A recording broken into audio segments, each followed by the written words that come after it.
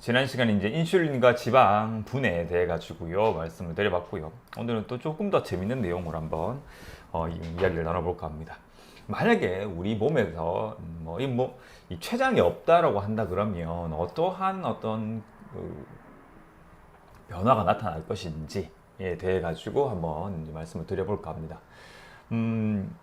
좌측에 보이는 그래프는요, 이제 실험적으로 췌장을 제거를 했을 때에 특히 이 지방, 그다음 지방이 이제 분해되어서 나오는 유리 지방산, 그다음에 혈당, 그다음 지방 대사가 진행이 되면서 나오는 이제 흔히 여러분들이 케톤이라고 말씀을 드리는 그 케톤을 구성하고 있는 아세토아세트산이라고 하는 그 세 가지 물질의 혈중 농도를 표시를 해놓은 그래프가 됩니다. 그래서 이렇게 살펴보시면 췌장을 제거를 하고 좀 특이적인 게 뭐냐면 췌장을 제거를 하고 난 다음에 바로 변화를 보이는 게 혈당이 아니라 유리지방산이 좀 급격하게 변화를 보인다라는 게 상당히 좀 뭐랄까 특이하죠, 그죠? 그래서 어떻게 보면은 여러분 우리는 이제 흔히 이 인슐린이 혈당과 밀접하게 관련이 있다라고도 많이 알고 계시잖아요. 그런데 이렇게 췌장을 뭔가 실험적으로 제거를 해보니까 혈당은 서서히 증가한다. 그거는 뭔가 혈당을 조절하는 그런 어떤 요소들 중에 인슐린 말고도 다른 요소들이 있을 수가 있구나. 그런 어떤 요소들이 혈당이 급격한 변화를 막고 있는 거구나라고 이렇게 생각을 해볼 수도 있는 거고요. 그 다음에 아세토아세트산 같은 경우에는 이제 지방 대사가 서서히 이렇게 이루어진다라는 것. 그 지방 대사 자체도 뭔가 급격하게 확 이렇게 어떤 발생되는 게 아니라 진행되는 게 아니라 서서히 당분 대사와 지방 대사가 이렇게 교체되어 가는 그런 어떤 모습을 보인다는 것도 이렇게 알 수가 있고요. 그런데 특이한 거는 유리 지방산, 지방이 저장되어 있다가 혈중으로 이렇게 분해되어서 나오는 그 부분이 급격하게 빠르게 이렇게 진행이 된다는 것을 알 수가 있거든요. 그래서 이 췌장의 기능, 특히 인슐린이라고 하는 이 호르몬은 이 지방 분해와 그 다음에 우리가 유리 지방산의 혈중 농도 증가와 밀접하게 관련이 있구나라는 것을 이러한 실험을 통해서 알 수가 있습니다. 그래서 인슐린이 혈당 조절에도 중요하지만요. 여기서 여러분들이 이렇게 딱 캐치를 하셔야 될 것, 착안을 하셔야 될 건 뭐냐 하면 인슐린이 없으면은, 그러니까 인슐린이 혈중에 많아지면은 지방이 축적된다고 말씀을 드렸잖아요. 그러면 인슐린이 없으면, 즉 인슐린의 혈중 농도가 낮게 유지가 될 수 있다 그러면 지방 축적을 유발하는 그런 인슐린의 효과가 전부 다 반전이 되게 됩니다. 그래서 체지방을 줄이고 싶다. 특히 체중을 줄이는 그 가운데서도 체지방을 더욱더 줄이고 싶다 하신다면 이 인슐린을 조심을 하셔야 된다. 그래서 늘 여러분들에게 말씀을 드리는 게 급격한 혈당 변화를 일으키는 식단을 조심을 하셔라. 급격한 혈당 변화가 급격한 그 인슐린의 분비를 유발하게 되고 그렇게 분비된 인슐린으로 인해 가지고 체지방이 증가되거나 체중이 증가될 수 있다. 이렇게 말씀을 드리잖아요. 그래서 체지방을 줄이고 싶다라고 계획하시고 계신 분들은 인슐린을 내가 조심을 해야 되겠다. 인슐린이 급격하게 분비가 되는 그런 식단을 조심을 해야 되겠다 이렇게 생각을 하시고 식단을 말씀드린 대로 건작품 식단을 이용을 해서 여러분의 혈당 변동성을 최소화할 수 있는 어떤 인슐린의 분비를 최소화할 수 있는 그런 어떤 식단을 계속해서 꾸준하게 유지해 나가신다 그러면 체중뿐만 아니라 여러분들의 체지방도 감량 또는 계속해서 잘 유지하실 수 있는 낮은 상태를 잘 유지하실 수 있는 그런 어떤 부분이 되실 겁니다.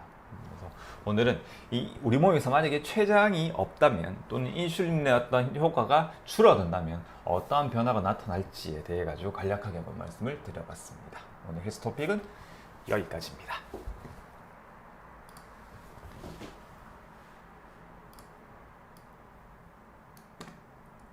그래서 단순하게 인슐린을 혈당에 대해서만 관련을 가지고 효과를 보이고 있다라고 이렇게 이해를 하시는 것보다는 인슐린은 우리 몸의 에너지 대사에 뭔가 방향성이라든지 이런 부분들을 상당히 좀 조절하는 그런 어떤 역할을 하고 있고 그렇기 때문에 단순하게 당뇨라고 하는 그런 질환을 인슐린 부족해서 인슐린을 무조건 공급만 해주면 된다라고 단편적으로 생각을 하셔서는 안 된다라는 겁니다. 또는 뭐 혈당이 잘 조절되지 않기 때문에 인슐린을 뭐 분비를 촉진시켜야 되지, 아니면은 인슐린을 뭐 주입을 해줘야 되지, 이런 식으로 뭔가 어떤 숫자 조절만 이렇게 하시려고 생각을 하시다 보면 혈당은 떨어질지는 모르겠지만 체중이 증가한다든지, 그로 인해 가지고 심혈관 질환이라든지 아니면 어떤 혈관 상태 더 안 좋아질 수도 있는 그런 어떤 상황이 만들어질 수밖에 없거든요. 그리고 그렇기 때문에 우리 몸은 항상 뭔가 어떤 관련성을 가지고 종합적으로, 포괄적으로, 그다음에 전체적으로 생각을 해보셔야 되는 겁니다. 그래서 저 같은 경우에는 이런 인슐린의 어떤 그런 주사법, 인슐린 요법으로 인해 가지고 뭔가 어떤 부작용이나 아니면 불편함을 느끼시는 분들을 이렇게 지속적으로 봐오고 있기 때문에, 그렇기 때문에 당뇨를 해결하거나 혈당을 조절하는 데 있어 가지고도 무조건 인슐린을 주입을 하시는 것이 어떤 그 유일한 방법이다 또는 정답이다라고 말씀을 드릴 수는 없다라고 이렇게 말씀을 드리거든요. 그래서 특히 2형 당뇨 같은 경우에는 생활 습관병이기 때문에 뭐 한의학적인 방법이 됐든 아니면 어떤 양방적인 방법이 됐든 어떠한 어떤 치료 방법 또는 관리 방법을 사용을 하더라도 식습관이 개선이 되질 않는다 그러면 효과를 보시기가 힘들다라고 말씀을 드립니다.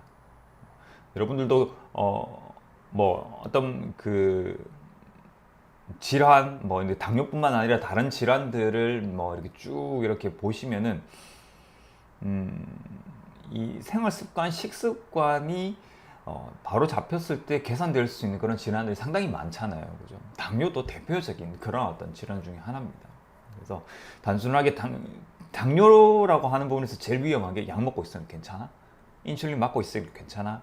내가 먹는 뭐 아이스크림이나 빵 한 조각, 그 다음 밥 한 공기가 그게 영향 안 미칠 거야. 왜? 나는 약을 먹고 있으니까, 또는 인슐린 맞고 있으니까. 그게 상당히 위험한 겁니다. 여러분들께서 한번 삼켜버리시는 그런 어떤 당분들은요, 어딜 가는 게 아닙니다. 당분은 우리 장소에서 거의 대부분 흡수가 되어버리고요. 그러니까 대변으로 빠져나가는 건 주로 단백질과 지방, 식이섬유입니다. 그렇기 때문에 당분의 섭취는 반드시 우리 몸에 반응을 일으키게 되고, 그 반응이 과잉되다 보면 분명히 문제가 일어나게 됩니다. 그래서 이런 생활 습관들, 당뇨나 고지혈증, 혈압 다 마찬가지입니다. 여러분들 성인병이라 알고 계신, 요즘 이제 생활 습관병이라고 부르잖아요. 감염병도 있고, 그 감염병과 또 다른 범죄도 생활 습관병이라고 해서 우리가 뭔가 생활 습관의 문제로 인해 가지고 나타나는 그런 만성적인 질환들을 생활 습관병이라고 얘기를 하거든요. 거기에 대표적인 고혈압, 당뇨, 고지혈증입니다. 그래서 그러한 어떤 부분들은 생활 습관이 뭔가 교정되지 않으면 올바른 그런 어떤 해결책을 만들 수가 없다라는 거 꼭 기억을 하시고,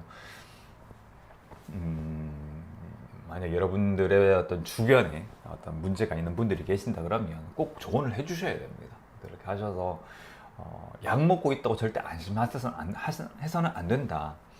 생활 습관을 반드시 바꿔야 된다.